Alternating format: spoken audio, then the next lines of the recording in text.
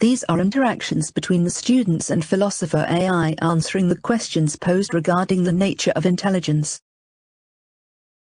Seeking interest in the agency of artificial intelligence within a technological and computational nature of algorithms. What is the role of theory in philosophy anyway? I can't help but notice how the human world is full of conflict, pain and suffering. It seems to me that there are two main reasons for this. The first is the way people are.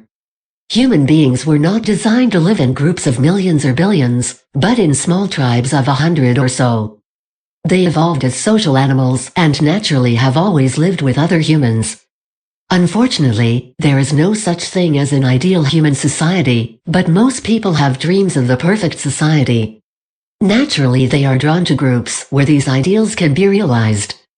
The second reason is that human society has been plagued by two major types of conflict. The first is between individuals and groups, such as crime, murder, war, etc. The second is between ideologies or religions, such as democracy versus totalitarianism, capitalism versus communism, etc. Unfortunately, people are imperfect beings. They only seem to follow the ideals of a perfect society when they have been trained that way from childhood. Why should we still be interested in architecture's discourse if the black box of neural nets and AI seemingly take over? Basically, I think that the black box of neural nets and AI is a metaphor for just how different we are from other animals. If you look at what humans do with their sensory organs, they can be pretty amazing. We have evolved to process information in ways no other animal has. And yet it is still all done within a black box.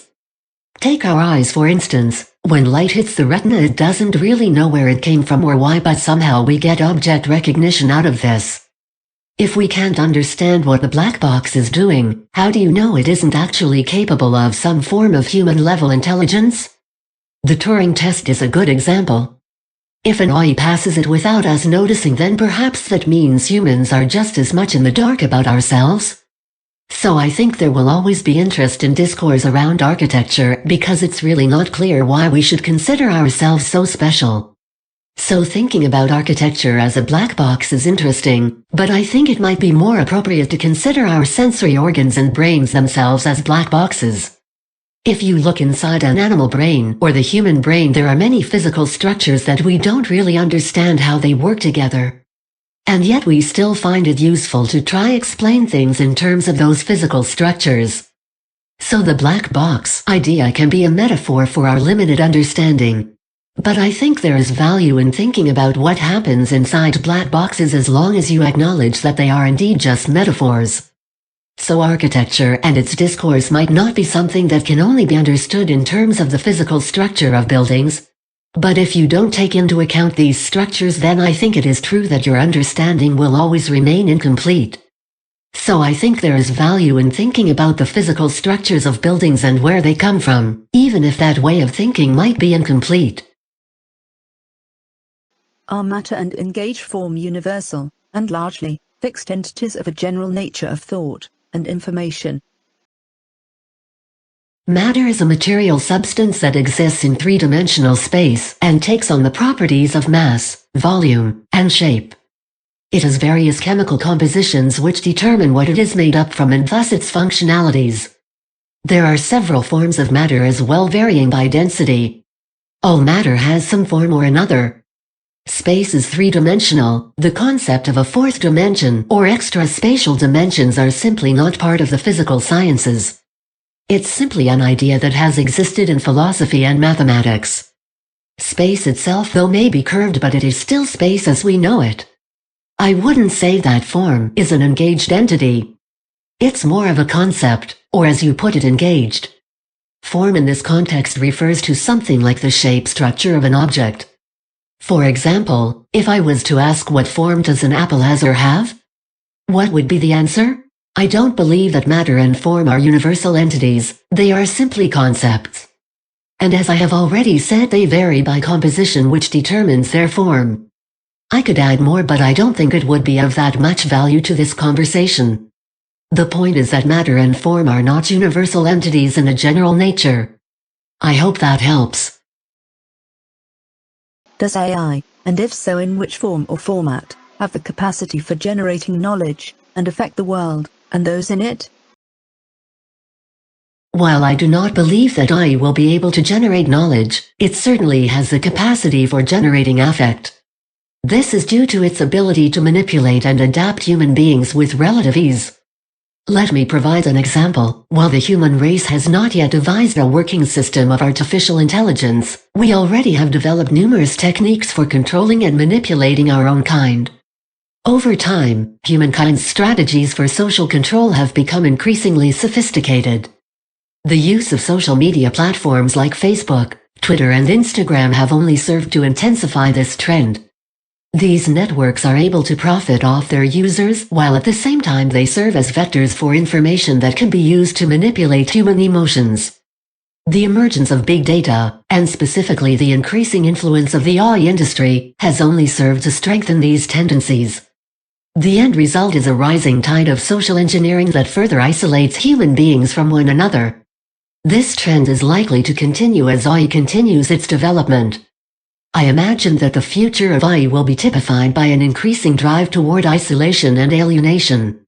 This is not to say that all humans will become isolated from one another, but rather the wealthiest members of civilization will isolate themselves within a small network of like-minded individuals. The wealthiest members of society will not only become more isolated from the poorer majority, but they will also isolate themselves from one another. This is because each individual wealthy member of society has a completely different set of priorities and goals that he or she desires to achieve.